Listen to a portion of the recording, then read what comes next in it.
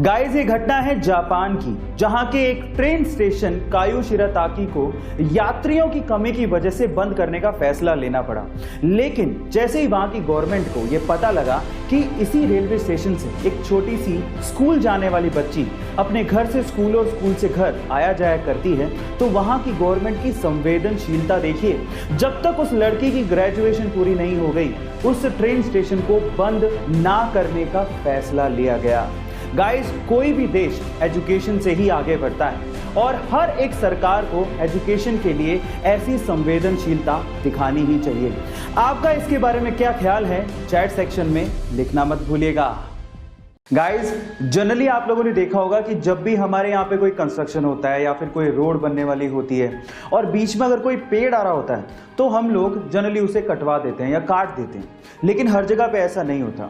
Japan का example लेते हैं। अगर जापान में कहीं पे कोई रोड बन रही है या कोई कंस्ट्रक्शन होता है और बीच में कोई पेड़ आ रहा होता है तो वो लोग पेड़ को काटते नहीं है। इनफैक्ट वो जड़ के साथ उस पेड़ को किसी दूसरी जगह पे रीलोकेट कर देते हैं और इस तरह से वो पेड़ों को बचाते हैं और ये हमारे इकोसिस्टम के लिए जरूरी भी है।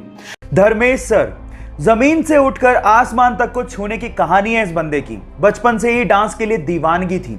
पापा की चाय की स्टॉल थी, इतना पैसा अफोर्ड नहीं कर सकते थे, फिर भी उसकी दीवानगी को देखते हुए उसे डांस एकेडमी ज्वाइन करवाई। 10 किलोमीटर उसे साइकिल पर छोड़ने जाते और उसे लेने भी जाते। इस बंदे ने भी पापा की पूरी हेल्प की, चाय के स्टॉल पे काम किया, चपरासी की तरह भी एक जगह काम किया, लेकिन डांस के अपने पैशन को कंप्लीटली फॉलो करते रहा। एक दिन किस्मत बदली और डांस इंडिया डांस के ऑडिशन में छा गया। उस ऑडिशन को आज भी 30 मिलियन से ज्यादा व्यूज यूट्यूब पर आ चुके हैं। उसके बाद उसने पीछे मुड़ के कभी नहीं देखा।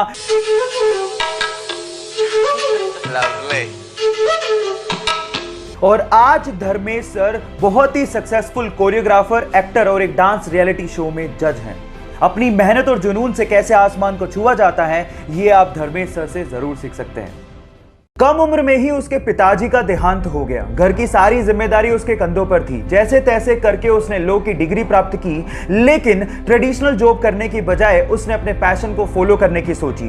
उसका पैशन था फनी वीडियोस बना के लोगों के चेहरे पे मुस्कुराहट लेके आना।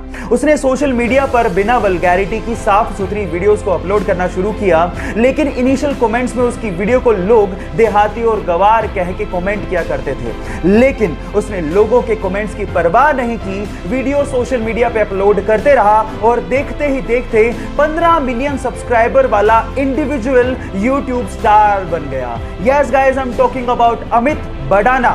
गाइस, यहां सीखने लायक बात यह है कि अगर आपको अपने आइडियाज पे भरोसा है तो लोग चाहे कुछ भी कहें, परवाह मत करो और आगे बढ़ते चलो।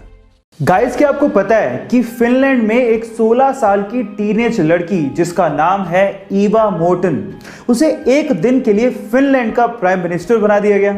है ना अमेजिंग बात। अब ऐसा क्यों किया गया, उसके पीछे का रीजन आप लोगों को सुनना चाहिए। इतनी छोटी सी उम्र में वो लड़की ह्यूमन राइट्स, जी हां, ह्यूमन राइट्स और क्लाइमेट चेंज को लेके बहुत बड़े बड़े अभियान चला चुकी है। और इसी चीज को अप्रिशिएट करने के लिए और यूथ की इस पावर को अप्रिशिएट करने के लिए वहां की गवर्नमेंट ने इस 16 साल की टीनेज लड़की को एक दिन के लिए फिनलैंड का प्राइम मिनिस्टर बना दिया। गाइस, आपको फिनलैंड की गवर्नमेंट का इस तरह से यूथ को अप्रिशिएट करने का तरीका कैसा लगा, चैट सेक्शन में लिखना मत भूलिएगा।